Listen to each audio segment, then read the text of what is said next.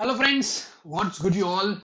Now, welcome again to the CA Foundation lecture number 9 of Partnership Act 1932.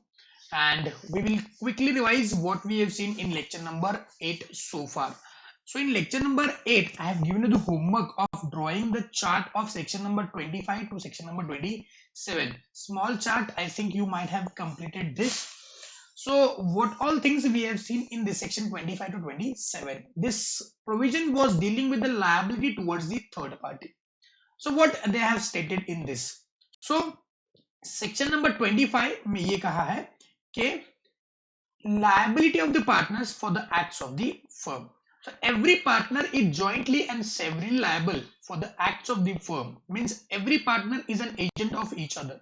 So if one partner has acted on behalf of the firm, then that liability is on each and every partner. Yes, provided he has not made a fraud, he has worked within his implied authority, whether that is express or implied. Okay, चलो, तो ये था section number 27 में, ये बातें हमने देख ली थी. उसके बाद एक इंपॉर्टेंट टर्म मैंने आपको बताई थी कि ये आपने याद रखना है, that in order to bring a case under section 25, it is necessary that the act of the firm in respect of which liability is brought to be enforced against the party must have done while he is a partner. मतलब A B C में से A B या सी जो भी करे, वो जब partner होगा तभी उसने करे, तभी वो अगर कुछ काम करेगा फर्म के नाम पे, तभी वो सारे पार्टनर्स के ऊपर लायबल है. एक बार वो पार्टनरशिप से निकल गया, रिटायरमेंट होगी या फिर जो भी हो गया, तो उसके बाद वो कुछ काम करता है फर्म के नाम पे, तो वो फर्म के नाम पे लायबल नहीं है. उसके बाद हमने देखा section 26 liability of the firm for doing wrongful act of the partner. अगर मान लो पार्टनर ने कुछ रॉन्गफुल एक्ट किया है, क्या वो फर्म के ऊपर लायबल है? अब ये रॉन्गफुल एक्ट डेलिबरेट किया है या फिर इनोसेंटली किया है, ये जरूरी है, ये देखना जरूरी है. अब यहाँ पे अगर पार्टनर ने इनोसेंटली रॉन्गफुली ओमिशन कर दिया, डेलिबरेट नहीं, तो क्या वो फर्म के ऊपर लायबल है? और वो फर्म के ऑर्डिनरी कोर्स ऑफ बिजनेस में किया है, उसका इंटेंशन ये नहीं था कि वो गलती करे, लेकिन वो गलती होगी, गलती से मिस्टेक होगी, तो क्या फर्म के ऊपर लायबल है? जी हाँ, हमने वो स्पेयर पार्ट का एग्जांपल इसमें देखा था. उसके बाद सेक्शन नंबर 27 जो था, that the liability of the firm for miss application of the property of the firm bye partner. इसमें दो पार्ट थे, दो पार्ट अपने बनाए रहेंगे चार्ट में.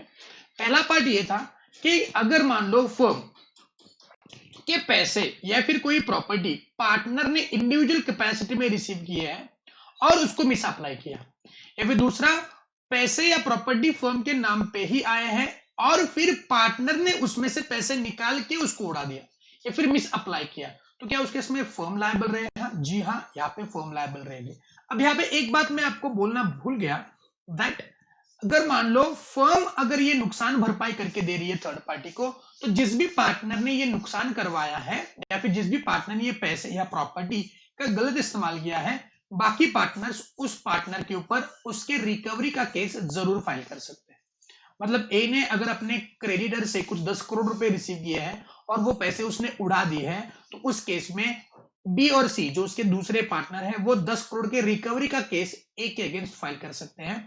वो तो राइट बी और सी को मिलना ही चाहिए. वाई? बिकॉज 10 करोड़ का जो लॉस है वो ए बी सी तीनों ने मिलकर बोन किया है towards the third party.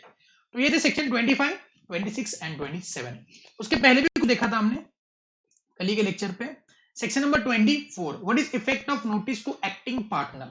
Okay, मतलब क्या है कि अगर मान लो कोई एक्टिव पार्टनर या हैबिचुअली जो काम वर्किंग पार्टनर जिसको बोला जाता है, अगर पार्टनरशिप में कुछ कॉन्ट्रैक्ट बना रहा है वो एक्टिव पार्टनर या वर्किंग पार्टनर, ओके, और उस कॉन्ट्रैक्ट के कुछ मटेरियल टर्म्स को पार्टी ने उस पार्टनर को बोल दिए हैं, तो क्या मुझको बताएंगे ये सारे पार्टनर्स को उसकी जानकारी दे दी है, ऐसा माना जाएगा, या फिर बस हमने उस थर्ड पार्टी ने एवरी पार्टनर को बोलना है?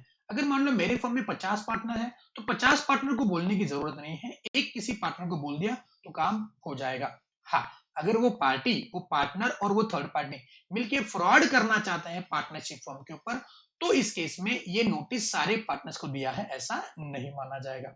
और फिर उसके पहले हमने देखा section number 23, that is effect of admissions by the partner. Now what is admission by the partner?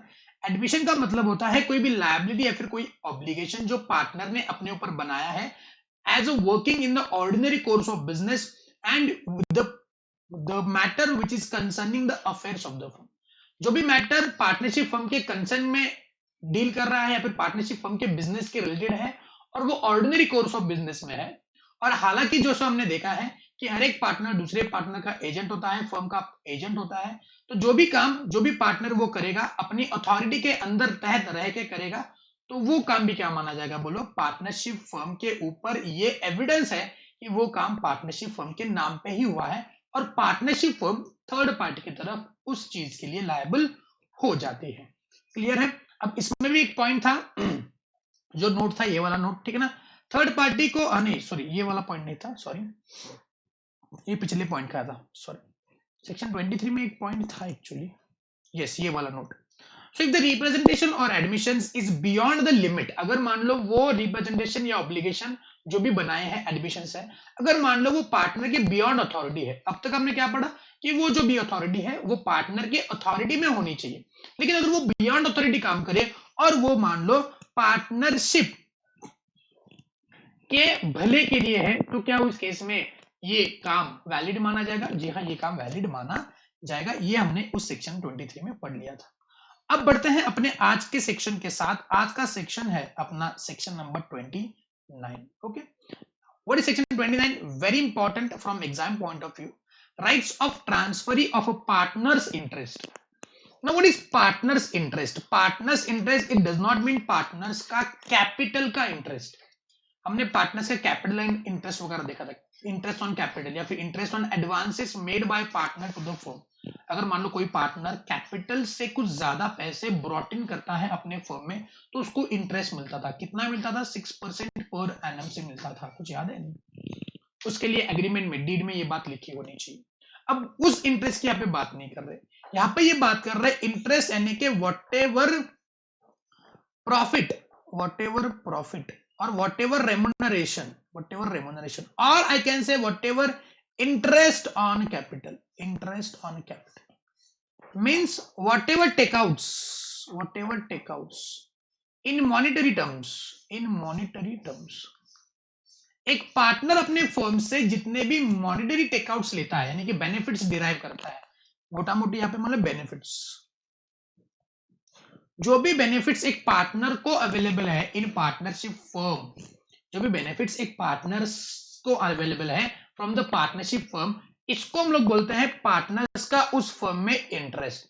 हालांकि प्रॉफिट जो होता है, इंटरेस्ट होता है, रेम्यूनरेशन जो होता है, वही तो मॉनिटरी बेनिफिट होता है। फिर काम क्यों करेंगे पार्टनर्स?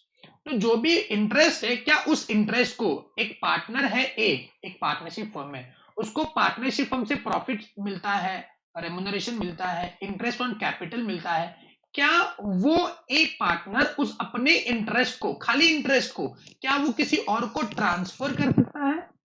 और अगर कर भी सकता है तो उस बंदे का, मतलब जो भी बंदा है, मान लो कि ए का एक बेटा है स्मॉल ए, अब ये स्मॉल ए जो है, जो उसका बेटा है, उसको जब वो राइट ट्रांसफर करता है तो उसके राइट्स क्या होंगे? मतलब उस ट्रांसफरी को अगर वो भेजता, अगर वो ट्रांसफर कर सकता है अपना राइट को, अपने इंटरेस्ट को, तो क्या उसको वो profit, remuneration, interest on capital देने के लिए फर्म लायबल है? ये बातें पढ़ने वाले हैं इस सेक्शन नंबर 29 में, ठीक है ना? मजेदार बातें समझ लेंगे।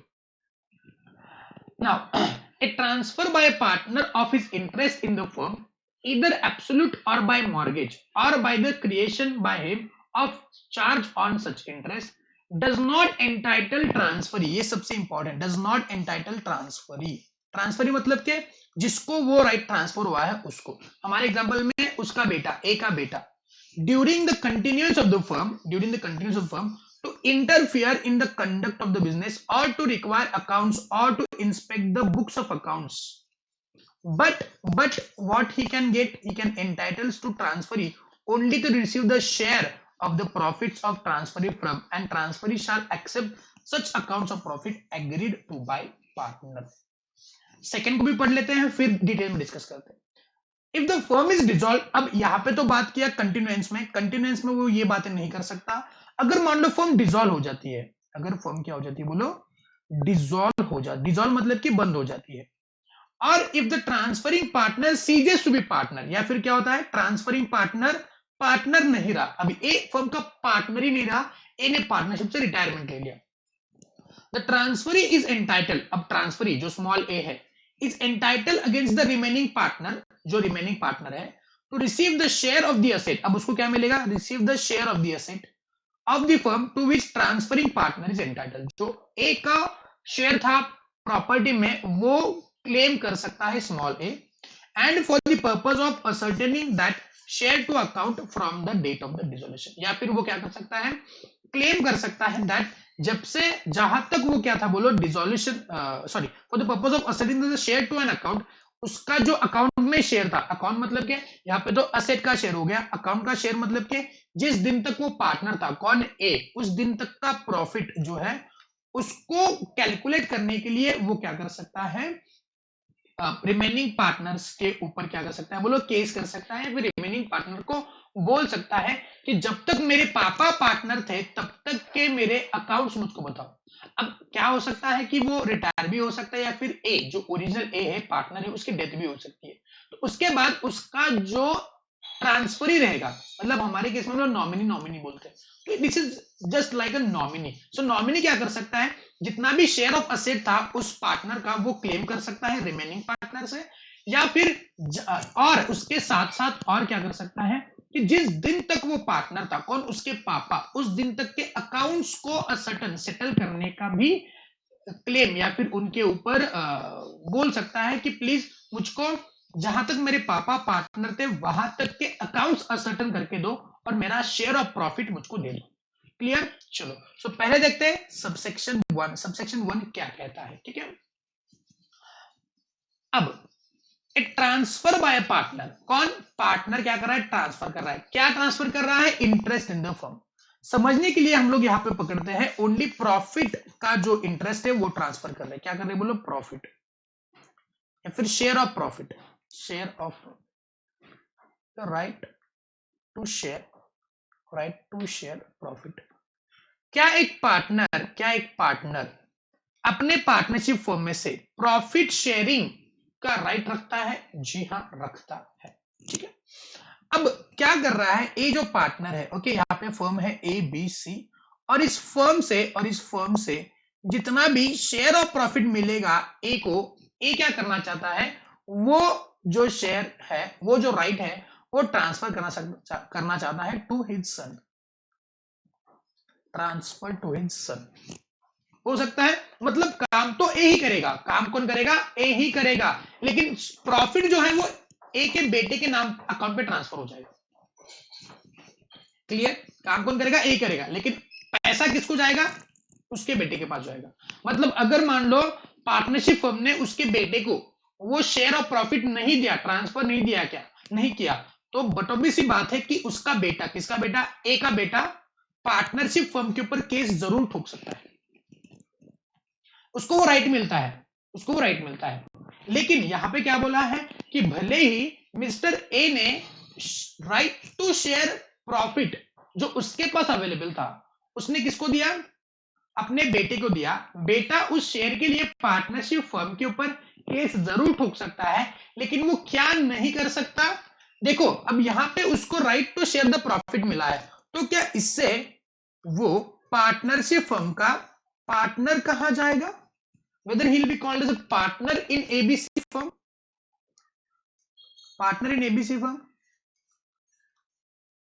बस राइट टू शेयर प्रॉफिट मिलने से कोई पार्टनर नहीं बनता है, हमने देखा था partner must be partner by agreement, वो एग्रीमेंट से पार्टनर बनना चाहिए, बस प्रॉफिट शेयरिंग मिलता है मतलब वो पार्टनर नहीं है, तो यहाँ पे वो पार्टनर नहीं कहा जाएगा। तो अगर वो पार्टनर नहीं है तो उसको पार्टनर्स के सारे राइट्स नहीं मिलेंगे, हमने म्यूचुअल राइट्स एंड ड्यूटीज देखे थे, कुछ है एम्प्लॉयड अथॉरिटी देखा था, तो वो कुछ उसको नहीं मिलेगा। तो यहाँ पे उन्होंने स्पेसिफिकली बोला है कि भले ही एक पार्टनर ने अपना राइट ऑफ शेयरिंग प्रॉफिट या फिर अपना इंटरेस्ट किसी बंदे को ट्रांसफर कर दिया है, जिसको बोलते हैं ट्रांसफरी, ट्रांसफरर कौन है, पार्टनर, और ट्रांसफरी कौन है, जिसको भी ट्रांसफर किया है वो, ट्रांसफरी को ट्रांसफर कर दिया है, लेकिन उसको क्या नहीं मिलेगा, he is not entitle, transfer is not entitle, partnership firm जब तक चालू है तब तक ड्यूरिंग द कंटिन्यूएंस में वो पार्टनरशिप फर्म, यहाँ पहला पॉइंट, पार्टनरशिप फर्म के कंडक्ट में इंटरफियरेंस नहीं कर सकता, मतलब कुछ डिसीजन मेकिंग होते हैं, बिजनेस को चलाना होता है, ये सारे जो राइट्स है वो अभी भी अवेलेबल है ओनली टू पार्टनर, वो किसी और को अवेलेबल नहीं है, वो किसी एक ट्रांसफरी को, जिसको बस शेयर ऑफ प्रॉफिट लेने का राइट मिला है, उसको नहीं मिलेगा। Why? Because he is not a partner, वो पार्टनर नहीं होता है। उसको फर्म के कंटिन्यूस में, मान लो कोई एक बिजनेस डिसीजन लेना है with respect to partnership firm, तो एक का बेटा आ गया, बोला कि मुझको शेयर ऑफ प्रॉफिट का राइट है, मैं भी इसमें क्या करूंगा, अपना जो ओपिनियन है वो रखूंगा। तो बाकी पार्टनर बोलेंगे हाउले घर पे जा, इसको जो प्रॉफिट मिल रहा है ना वो लेके खुश हो जा। तो भाई ओनर करके काम मत कर, है ना, तो अपने आप को यहाँ पे पार्टनर मत समझ, तो उसको बस प्रॉफिट का शेयर मिलेगा, बाकी कुछ नहीं मिलेगा। तो ही cannot interfere into the conduct of the business. Partnership firm के बिजनेस में वो इंटरफियरेंस नहीं कर सकता, डिसीजन मेकिंग में उसको अंदर नहीं लिया जाएगा। और टू रिक्वायर अकाउंट्स, अब मान लेते हैं कि फाइनेंशियल ईयर 2021 खत्म हो गया, ठीक है ना। अब फाइनेंशियल 2021 खत्म हो गया तो अकाउंट्स भी फाइनल हो गए, तो अकाउंट्स क्या हो गए, बोलो फाइनल हो गए। अब जैसे ही अकाउंट्स फाइनल हो गए, उन्होंने क्या कर दिया, अपना अपना प्रॉफिट कैलकुलेट कर लिया, ए, बी और सी, और प्रॉफिट ऑफ ए जो है वो किसको ट्रांसफर हुआ, उसके बेटे को, ठीक है ना। अब उसके बेटे को प्रॉफिट ट्रांसफर हुआ 5 करोड़, लेकिन एक के बेटे को लगता है कि प्रॉफिट 5 करोड़ नहीं होना चाहिए था, प्रॉफिट जो है वो होना चाहिए था 10 करोड़, 10 करोड़ होना चाहिए था, ठीक है ना। तो ए क्या करा, ए ने बी और सी के पास चला गया, उसको बोला कि मुझको है ना थोड़े अकाउंट दिखाओ, बुक्स ऑफ अकाउंट दिखाओ, मुझको थोड़ा सा गड़बड़ लग रहा है, 10 करोड़ होना चाहिए था, 5 करोड़ ही दिखा है। तो बी और सी बोलेगा देख भाई, जितना मिला है उतने में खुश रहा कर, ठीक है, 5 करोड़ का हमने अकाउंट्स फाइनल कर दिए हैं, वो तो अपने पास रख, 10 करोड़ का क्लेम मत कर। You can not require accounts from me, why? Because A partner था और ए के सामने ही ये अकाउंट सारे बने हैं। अगर कुछ दिक्कत है तो वो ए बताए, ए का ट्रांसफर ही ना बताए। ये राइट ए के ट्रांसफर को अवेलेबल नहीं है, ये राइट ओनली किसको अवेलेबल है, पार्टनर को अवेलेबल है। और हालांकि तू पार्टनर नहीं है तो मेरे से अकाउंट्स क्लेम नहीं कर सकता, तो वो क्या नहीं कर सकता, अकाउंट्स क्लेम नहीं कर सकता। He is not required, is not entitled to require accounts of the firm. He is not required to interfere into the business. He is not required to accounts उसको नहीं मिलेंगे, और to inspect the books of accounts, मतलब वो accounts मांग भी नहीं सकता है और उनको इंस्पेक्ट भी नहीं कर सकता है, तो 3 बातें वो नहीं कर सकता है, 3 बातें वो नहीं कर सकता। ए का जो बेटा है वो 3 बातें नहीं कर सकता, is not entitled to what, interfere in the business. दूसरा, is not entitled to require accounts, मतलब वो अकाउंट्स को क्लेम नहीं, मुझको अकाउंट दिखाओ, ये नहीं बोल सकता। और तीसरा, is not entitled to inspection of accounts को इंस्पेक्ट नहीं कर सकता। बिकॉज ये तीनों राइट किसको अवेलेबल है, it is available only to partner, not to anyone else. Even if उसको right to share the profit partner ने ही दिया है, उसको नहीं मिलेगा। क्लियर है, पक्का जेप्या? उसको क्या मिलेगा, can get only the share of profit. उसको क्या मिलेगा भाई, उसको बस शेयर ऑफ प्रॉफिट मिलेगा। तेरे अकाउंट में पैसे डाल दिए हैं भाई, खत्म, उतना ही ले, बाकी और कुछ मत बोल। क्लियर है, बिकॉज वो पार्टनर नहीं है, समझे। तो ये हो गया पार्ट 1। अब पार्ट 1 में और भी बातें डिस्कस करनी है, ठीक है ना। चलो मैं इसको अभी पूरा निकाल देता हूं, और बातें मुझको डिस्कस करनी है यहाँ पे। अब ये तो हो गया एक पॉइंट की जिस मुताबिक क्या हो सकता है, बोलो ट्रांसफर हो सकता है। ये तो प्लेन ट्रांसफर हो गया, पार्टनर है, उसने अपने बेटे के नाम अकाउंट नंबर दिया, बोला कि मेरा जो भी प्रॉफिट है वो मेरे बेटे के अकाउंट में ट्रांसफर करते जाओ, ये प्लेन हो गया। Now they have given the another way to transfer the interest. कैसे कैसे हो सकता है, बाय मॉर्गेज और by the creation by him of the charge on the interest. अब ये दोनों बातें क्या है, मॉर्गेज और चार्ज का मतलब क्या है, ओके। चलो अब यहाँ पे बेटे को ट्रांसफर नहीं होता है, मॉर्गेज और चार्ज का मतलब क्या होता है वो समझ रहे हैं हम लोग। मॉर्गेज और चार्ज, इसका मतलब समझ। Now what is this mortgage and what is this charge. चलो एबीसी अगेन एग्जांपल लेते हैं, एबीसी फर्म है, ठीक है ना, उसमें ए कौन है, बोलो पार्टनर है, ठीक है ना।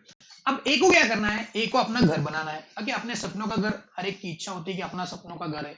आपकी भी इच्छा होगी जब से बनेंगे तो अच्छा वाला घर भी बनाएंगे आप लोग। ये सब दुआ करता हूं कि आपका एंटली ऐसे बड़ा घर हो। तो ए जो है उसको अपने सपनों का घर बनाना है, ठीक है ना। और उसने क्या किया, उसके लिए लोन लिया, क्या लिया बोलो, लोन। तो ही went to ICICI बैंक, तो ICICI बैंक के पास चला गया और बोला कि मुझको क्या चाहिए, होम लोन, मुझको चाहिए कि होम लोन। अब ICICI बैंक का मैनेजर जो है उसने ए को बोला कि हम तुमको लोन तो देंगे लेकिन आपका इनकम सोर्स क्या है, तो ए बोला कि मैं ऐसी ऐसी फर्म है, इस फर्म में मैं पार्टनर हूं, तो बोला मैं क्या करूं, कॉन्ग्रेचुलेशन, लेकिन मैं कुछ नहीं कर सकता उस समय, तो एबीसी का पार्टनर है तो मैं कुछ नहीं कर सकता, मैं बस तुमको कॉन्ग्रेचुलेशन बोल सकता हूं।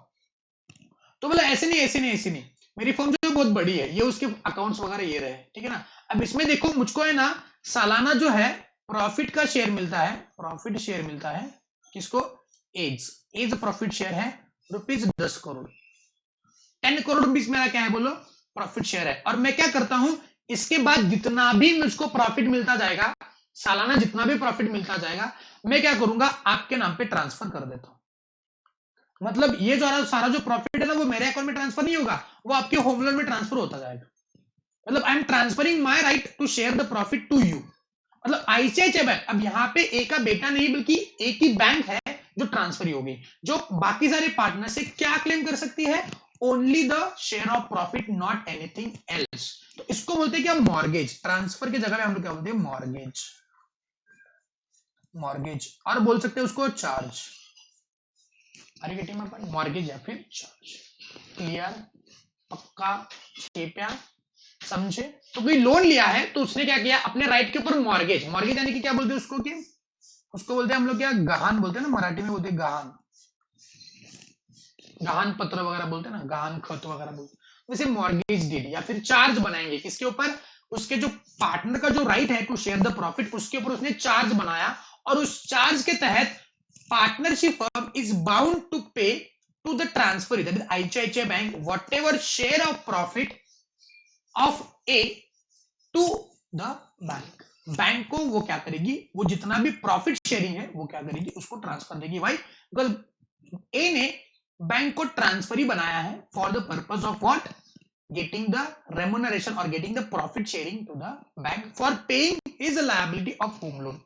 क्लियर, पक्का। तो प्लेन ऐसे भी ट्रांसफर हो सकता है और मॉर्गेज या फिर चार्ज से इस प्रकार से ट्रांसफर हो सकता है। कुछ समझे क्या?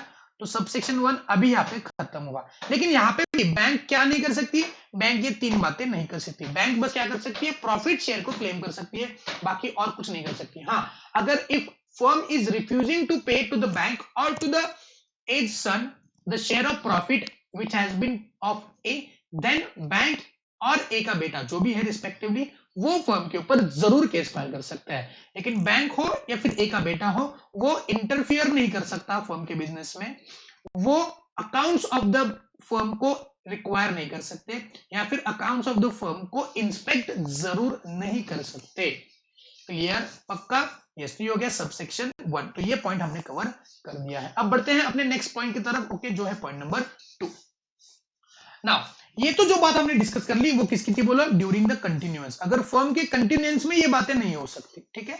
And what if now the firm is dissolve, अगर एक बार फर्म डिसॉल्व हो जाती है, फर्म डिसॉल्व हो जाती है, तो उस केस में जो भी ट्रांसफरिंग पार्टनर है या फिर transferring partner cease to be partner. अब ये रीजन कुछ भी हो सकता है, रीजन हो सकता है डेथ, या रीजन हो सकती है रिटायरमेंट, कुछ भी हो सकता है। तो डेथ हो या रिटायरमेंट हो, the transferee, now who is the transferee in an example, transferee is what, ए का बेटा, छोटा बेटा, या फिर आईसीआईसीआई बैंक, दोनों भी हो सकते हैं। तो ट्रांसफर इज एंटाइटल, अब उसको क्या मिलेगा, कब, पार्टनरशिप खत्म होने के बाद। Against the remaining partner, remaining partner की तरफ उनके क्या राइट्स है, okay, they can receive the share of the asset, मतलब उनको क्या मिलेगा, जितना भी ए का जो असेट का कंट्रीब्यूशन था या फिर असेट का शेयर था। मान लो कि प्रॉपर्टी है फर्म की, एक 120 करोड़ की प्रॉपर्टी है, अब 3 पार्टनर है तो ए का शेयर कितना बन गया, 40 करोड़ का बना। तो 40 करोड़ क्या कर सकते हैं बोलो, फर्म से वो क्लेम कर सकते हैं, अदर रिमेनिंग पार्टनर से क्लेम कर सकते हैं। कौन, ए नहीं, ए के जो ट्रांसफरी दे, ए का बेटा या फिर एक ही बैंक जो आईसीआईसीआई बैंक थी वो क्लेम कर सकते हैं। Of the firm to which transferring partner is entitled, transferring partner को जितना शेयर था उतना ही, and for the purpose of ascertaining that share to an account as to the date of dissolution, यानी कि डेट ऑफ डिसोल्यूशन तक उनको क्या करना है, शेयर टू अकाउंट क्या करना है बोलो, अगर उनको डिटरमाइन करना है तो वो अकाउंट्स को भी क्लेम कर सकते हैं, for the purpose of ascertaining that the share to an account as on the date of the dissolution. Dissolution के डेट तक उनका जितना भी शेयर है, प्रॉफिट का जितना भी शेयर है, उसके लिए वो क्या कर सकते हैं, असर्टन करने के लिए बोल सकते हैं। अकाउंट्स मांगेंगे नहीं एक्चुअली, लेकिन वो बोलेंगे कि प्लीज जितना भी उसका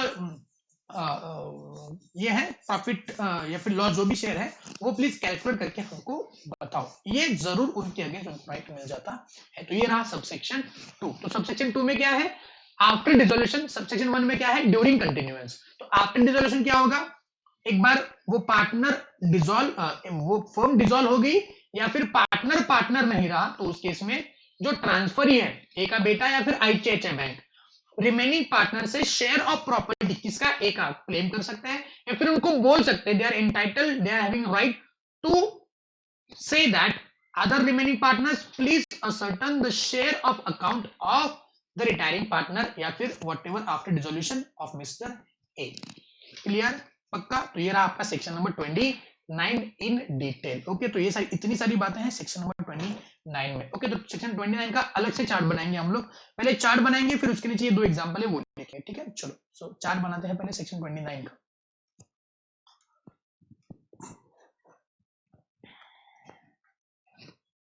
सेक्शन नंबर 29 अलग से चार्ट बनेगा इसका। What is section 29?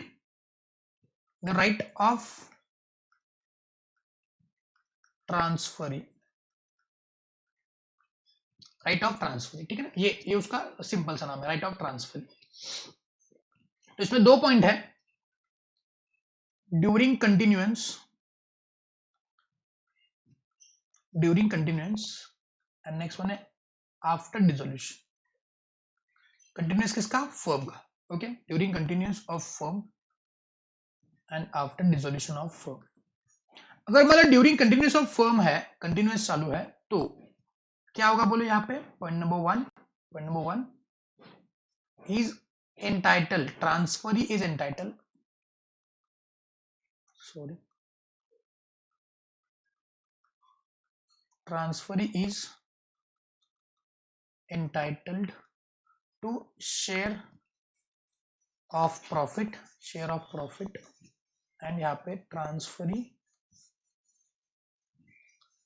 is not entitled to, किसके लिए entitled नहीं है। तीन बातें हैं यहाँ पे। पहला पॉइंट क्या बोलो, इंटरफियर इन बिजनेस, दूसरा रिक्वायर अकाउंट्स, और तीसरा इंस्पेक्ट अकाउंट्स, ओके। और आफ्टर डिसोल्यूशन क्या होगा बोलो। Yes, after dissolution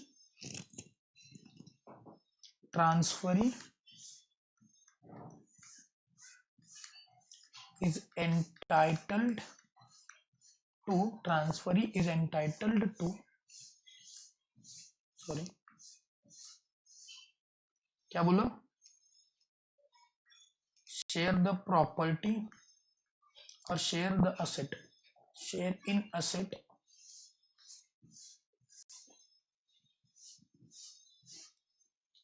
asset of partner, जो भी पार्टनर है वो, या फिर require to ascertain accounts up to the date of dissolution, or I can say retirement या फिर सीजिंग द पार्टनर। जब तक वो पार्टनर था तब तक, जब तक वो पार्टनर नहीं है, जब से वो पार्टनर नहीं है तब तक के दिन पे। So after dissolution of the firm, या फिर यहाँ पे लिखेंगे और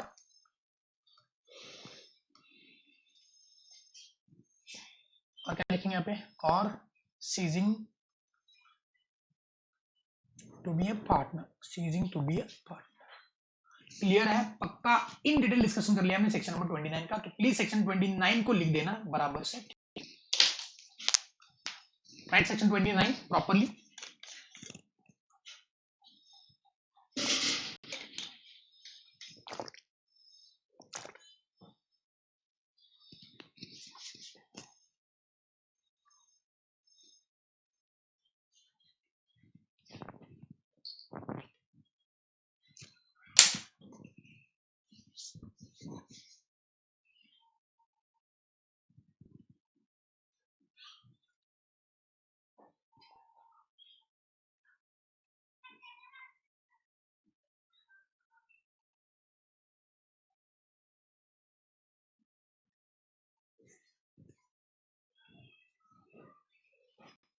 उसके नीचे अपने एग्जाम्पल भी लिखने हैं उसके, ठीक है।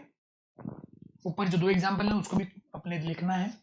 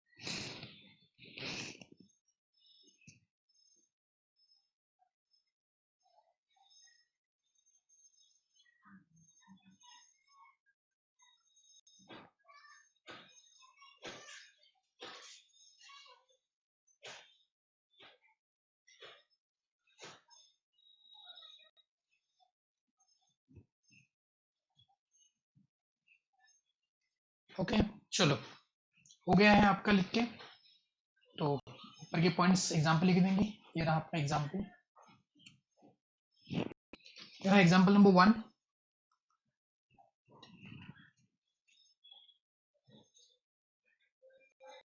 उसके नीचे, चार्ट के नीचे लिखना एग्जाम्पल नंबर 1।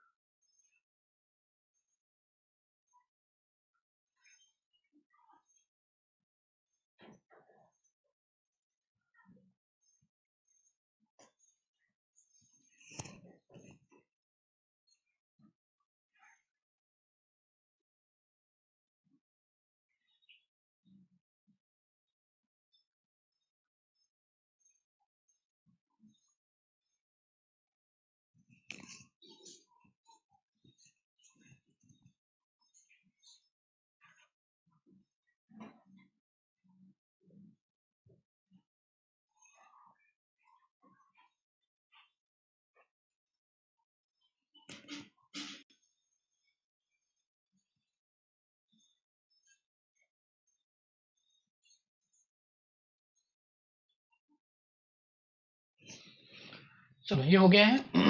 तो एग्जाम्पल नंबर 2 ये जो है ये भी लिखेंगे एग्जाम्पल नंबर 2। नहीं हुआ है तो प्लीज पॉज करना वीडियो को और लिखना, एग्जाम्पल नंबर 2 भी लिख देना।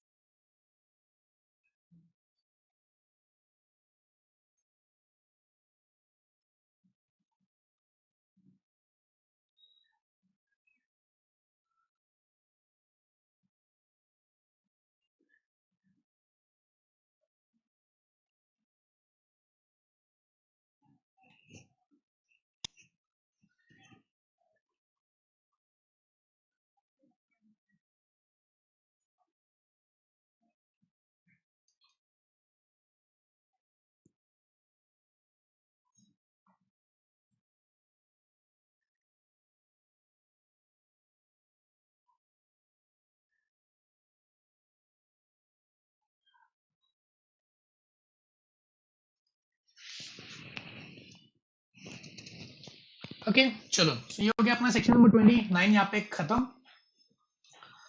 एनालिसिस जो है, ठीक है, एक बार पढ़ लेना, बहुत ही इंपॉर्टेंट एनालिसिस है, एक बार खुद से जरूर पढ़ लेना, जो बातें डिस्कस हुई है सारी बातें यहाँ पे डाल दी है, ठीक है। एक और बात जो नोट थी यहाँ पे, ये डिस्कस करनी थी, मैंने डिस्कस कर लिया है, लेकिन it is important to discuss here also, that is why I am discussing. Is only entitled to receive one of the profits of the transferring partner and he is bound to accept the profits as agreed by the partners. He cannot challenge the accounts. Okay, so can anyone analyze it at his own? अपने आप से analyse कर सकता है कि इसका meaning क्या होगा। कम ऑन, 2 मिनट लगाना, थॉट लगाना इस लाइन को रीड करने के लिए और उसको बताना कि इसका मीनिंग क्या हो सकता है। कम ऑन,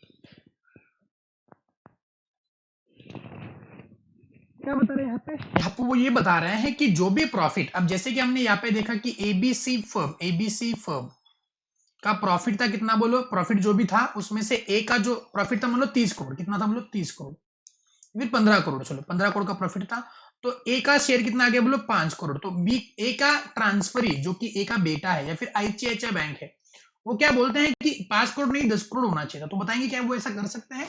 नहीं कर सकते। जितना भी प्रॉफिट फर्म ने डिराइव किया है उतना ही वो क्या करते हैं, कर सकते हैं, क्लेम कर सकते हैं, उससे ज्यादा वो क्लेम नहीं कर सकते। तो ये भी इंपॉर्टेंट बात थी यहाँ पे, ठीक है ना, जो डिस्कस करने लायक थी, ठीक है। उसके बाद सेक्शन नंबर 30, अब सेक्शन 29 तो हो गया, अब पढ़ते हैं section number 30। Okay, mark, this is also important, all the things we have seen from the minor's point of view in the contract act, but in the context of partnership, minor के क्या जलवे है, minor किस प्रकार से partnership में रहता है, इसको डिटेल डिस्कशन यहाँ पे किया हुआ है, ठीक है। एक एक को पढ़ते जाएंगे और समझते जाएंगे, ठीक है ना, सारी बातें एक साथ हम लोग नहीं खाएंगे, ठीक है। बहुत सारी बातें हैं यहाँ पे, देखो 1 2 3 4 5 पॉइंट तो पहले पन्ने पे, उसके बाद 7 8 9, समझ रहे हो, ठीक है ना। उसके बाद उन्होंने उसको आगे डिस्कस किया है, लेकिन यहाँ पे 9 पॉइंट जो है बहुत ही इंपॉर्टेंट है, हम यहाँ पे पढ़ते हैं, एनालिसिस आप घर पे पढ़ेंगे, ठीक है, तो और क्लियर हो जाएगा। देखो, a person who is a minor according to the law नहीं है, लॉ है, to which he subject may not be partner in the firm, may not be partner in the firm, मतलब वो पार्टनरशिप में partner हो भी सकता है, नहीं भी हो सकता है, मे नॉट बोला है यहाँ पे, शाल नॉट नहीं बोला, यहाँ पर अगर शाल नॉट बोला रहता, क्या बोला रहता, शाल not, shall not and may not दोनों में बहुत फर्क है। शाल not is mandatory in nature, this is mandatory in nature, mandatory in nature, and may not is a directive in nature, directive in nature, मतलब अगर आपको मम्मी ने बोला कि यू शैल डू दिस, मतलब आपने वो करना ही है, अगर नहीं किया तो डंडे पड़ेंगे। अब मम्मी बोली कि यू मे डू दिस, मतलब आप ये कर सकते हो या नहीं करोगे वो आपकी बात है, मतलब करना या ना करना आपके ऊपर, लेकिन आप ये जरूर कर सकते हो, लेकिन आपने ये जरूर करना ही है, मतलब शाल। तो यहाँ पे क्या लिखा है, मे, सो मे का मतलब क्या बोलो, द पार्टनर, एक माइनर जो है वो पार्टनर हो भी सकता है या फिर पार्टनर नहीं भी हो सकता, but with the consent of all the partner, लेकिन यहाँ पे कंडीशन क्या डाली है कि अगर उसने पार्टनर होना है पार्टनरशिप में, तो उसके लिए क्या करना चाहिए बोलो, बाकी सारे पार्टनर का कंसेंट होना ही चाहिए जो उस टाइम पे पार्टनरशिप में पार्टनर है। He may be admitted to the benefits of the firm, हाँ अगर वो एडमिट हो भी जाता है तो वो किसके लिए एडमिट होगा बोलो, he may be admitted to the benefits of the, यानी कि वो बेनिफिट्स के लिए होगा, प्रॉफिट के लिए होगा, वो लॉस के लिए पार्टनरशिप में पार्टनर नहीं हो सकता, उसको लॉस शेयर नहीं करवाएंगे, सो नॉट फॉर लॉसेस, हम लोग किसी पार्टनर को लॉस के लिए एडमिट नहीं कर सकते, why, because Indian contract act, क्या बोलो, Indian contract act, sorry, Indian contract act हमसे क्या कहता है, that contracts with the minor, contracts with the minor क्या होते हैं बताओ, हाँ जी बताओ क्या होते हैं, वॉइड होते हैं, वॉइडेबल होते हैं, वैलिड होते हैं, क्या होते हैं,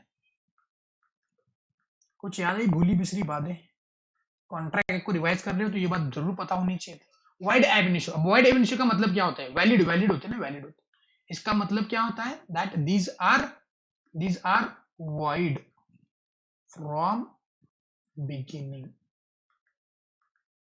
वो बिगिनिंग से क्या होते हैं बोलो? वॉइड होते हैं। क्लियर है? क्या क्या पक्का? इसको क्या बोलते हैं बोलो? दैट अब, और ये कॉन्ट्रैक्ट एक्ट जो है, ये जो या फिर जो पार्टनरशिप है, वो पार्टनरशिप के पार्टनर्स के बीच में कॉन्ट्रैक्ट ही तो होता है। पार्टनरशिप का डीड जो होता है वो कॉन्ट्रैक्ट ही तो होता है। हमने देखा ना कि कॉन्ट्रैक्ट से वो अपने राइट्स एंड डीड्स को बदल सकते हैं वगैरह वगैरह। तो ये कॉन्ट्रैक्ट अगर है तो मुझको बताएंगे क्या पार्टनरशिप में माइनर पार्टनर करके ऐड किया जा सकता है क्या? नहीं।